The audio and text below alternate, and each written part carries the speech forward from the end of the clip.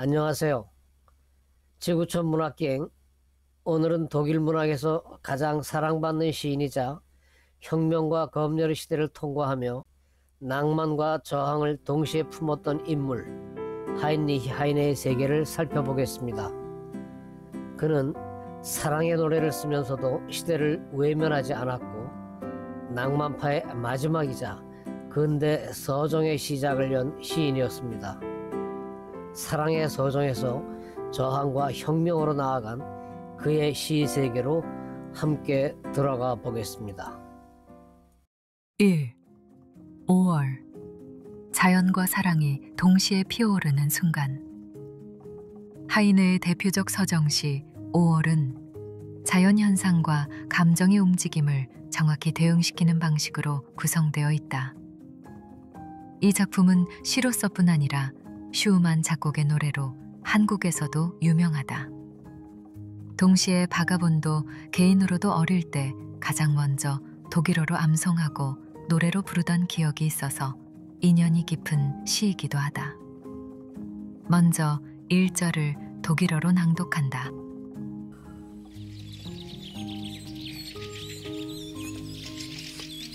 In wunderschönen Monat Mai, als alle Knospen sprangen, da ist in meinem Herzen die Liebe aufgegangen.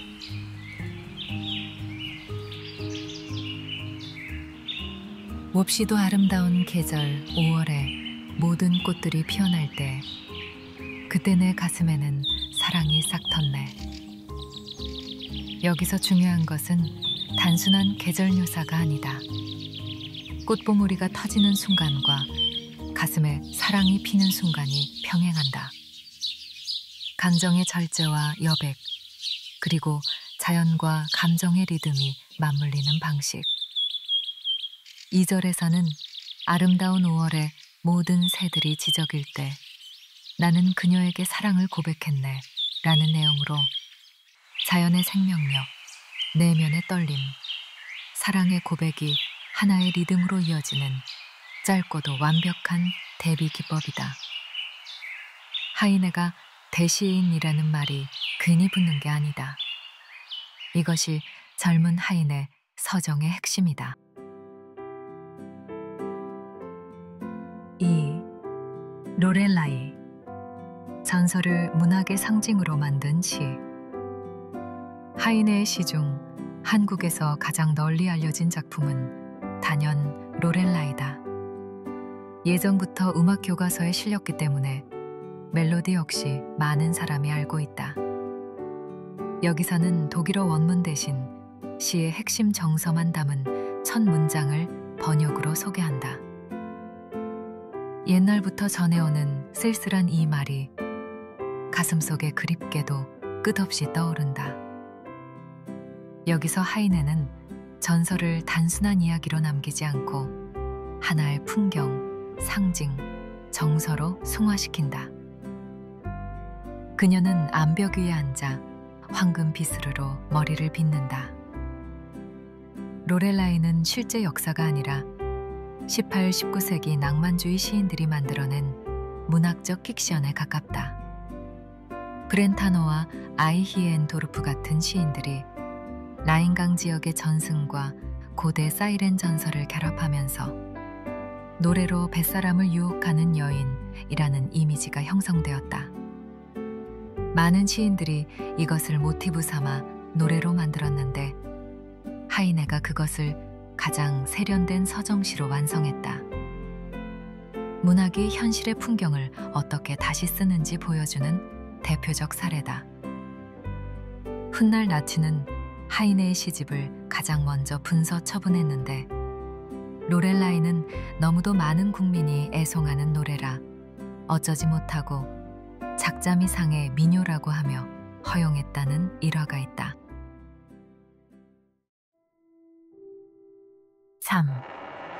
검열과 분열의 시대. 시인이 마주한 독일의 벽. 하이네를 단지 연애 시인으로 기억하면 절반을 놓치게 된다. 하이네가 살던 독일은 통일 국가가 아니라 작은 영방국들로 나뉘어 있었고, 그런 시대에 서정 시인으로 만족하지 못한 그는 시 속에 정치적 비판을 담았다. 분열과 봉건 권력의 시대 속에서 유대인 혈통으로 인한 차별, 출판 금지, 작품 검열, 이동 제한 등 하인의 문학적 활동은 끊임없이 막혔다. 이런 억압 속에서 그는 자연스럽게 풍자와 비판, 그리고 정치적 감각을 키워간다. 당시 젊은 지식인들에게는 프랑스 대혁명 이후의 자유를 향한 메시지가 너무도 또렷하게 각인되었고, 이미 새 시대를 외치는 혁명의 열기는 거스를 수 없는 대세였기 때문이다. 특히 하이네는 1830년의 프랑스 7월 혁명의 영향을 크게 받았다. 당대로 권력을 움켜쥔 지배층은 혁명의 불씨가 옮겨붙지는 않을까 전전긍긍하던 상황이었다. 당시 하이네는 저항은 내 운명이었다 라고 말했다. 그의 시대적 위치를 정확히 대변해주는 말이다. 자, 파리, 자유와 유배의 도시. 1831년, 감시와 검열을 견디다 못한 하이네는 결국 파리로 망명한다. 파리는 사상과 혁명의 중심지였지만 그에게는 자유와 고립이 동시에 존재하는 공간이었다. 자유에 숨을 쉴 수 있는 도시였지만 정신의 해방, 신분의 추방이 겹친 공간이었기 때문이다. 독일 정부는 그의 측을 금지했고 우편을 검열했고 고향으로 돌아오는 길을 막았다. 하이네는 유럽의 중심에서 활동하면서도 끊임없이 돌아갈 수 없음을 견뎌야 했다. 그의 서정과 풍자, 분노와 철학은 파리라는 도시에서 더욱 선명해졌다. 하이네에 대한 이런 억압은 사후로도 150년이 넘도록 계속되었다. 뒤셀도르프 대학의 교명을 둘러싼 논쟁이 그것이다. 그가 졸업한 뒤셀도르프 대학은 오랫동안 하이네의 이름을 대학명에 붙이는 것을 거부했다. 학생들은 세계적 시인의 이름을 붙이자고 주장했고, 학교와 지역 보수층은 유대인 좌파 시인을 절대 인정할 수 없다고 반대한 것이다. 격렬한 논쟁 끝에 1989년 비로소 하인리 하이네 대학교로 개명된다. 자유의 도시 파리는 독일로 돌아갈 수 없는 그에게 영혼의 고향이자 육신의 유배지였다.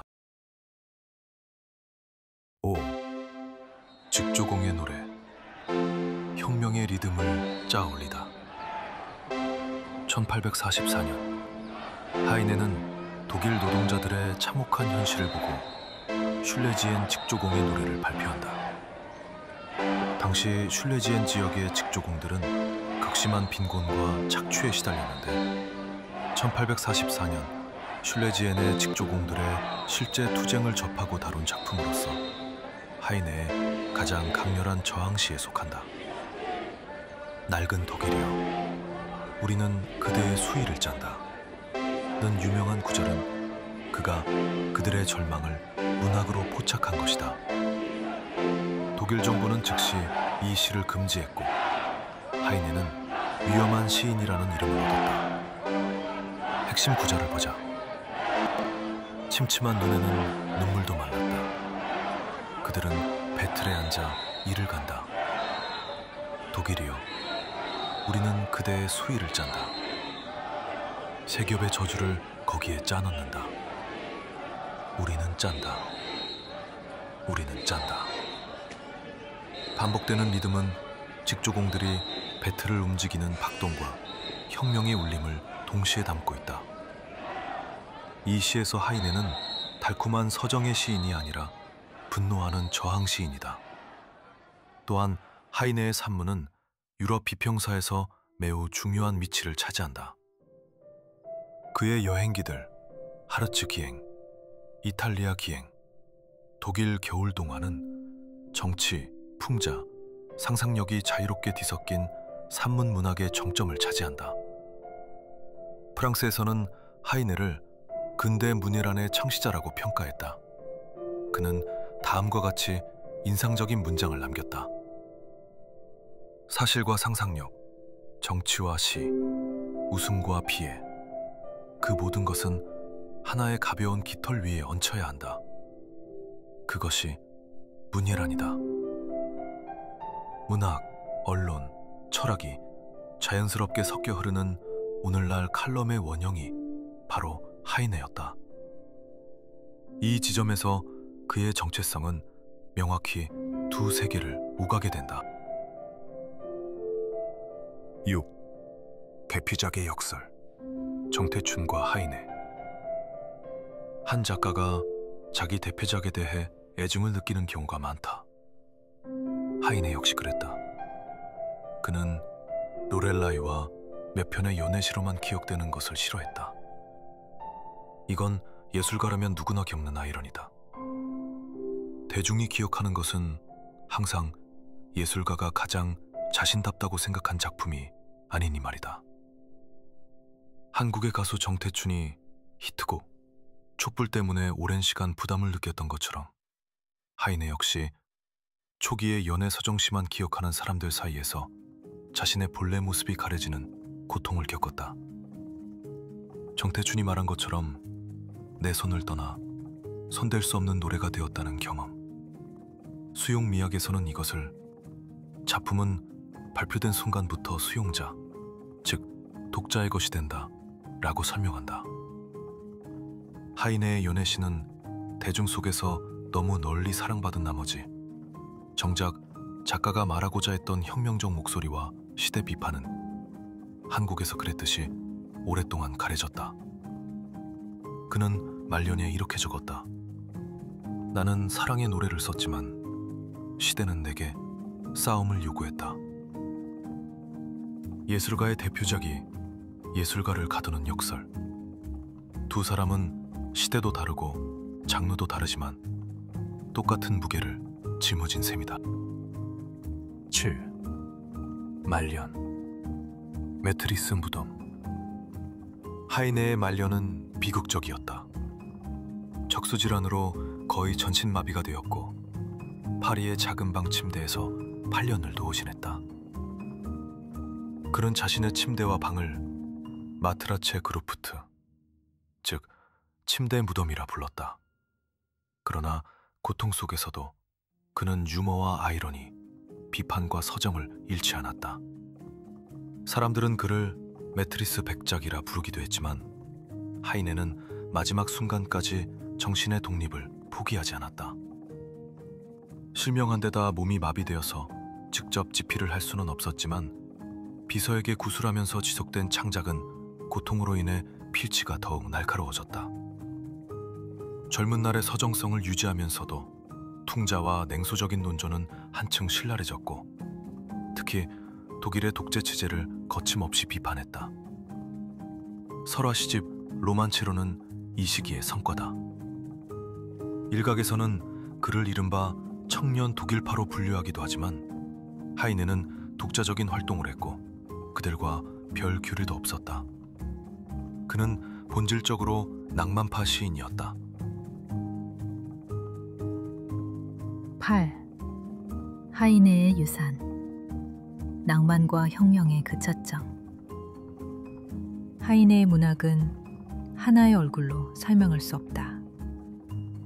그는 사랑의 시인이며 풍자와 아이러니의 달인이며 혁명과 검열의 시대를 통과한 증언자이며 낭만주의의 마지막이자 근대 서정적 혁명 정신의 출발점이다. 다만 한국 독자들이 하이네를 연애 서정시로만 기억하는 것은 안타까운 한실이다.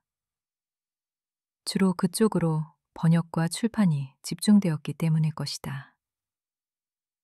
그의 시에는 봄의 꽃봉오리, 라인강의 물결, 직조공의 분노, 왕정에 대한 비판, 자유와 혁명에 대한 외침, 침대 무덤의 고통, 모두가 한 세계 안에서 공존한다. 사랑을 노래한 시인, 독재와 싸운 시인, 혁명과 추방의 목격자, 유럽 사상의 연결자, 유대인 혈통의 방랑자. 문학이 개인의 감수성과 시대의 상처를 동시에 담아낼 수 있다면 그 중심에 하이네가 있다. 바로 낭만과 혁명의 그 저점에.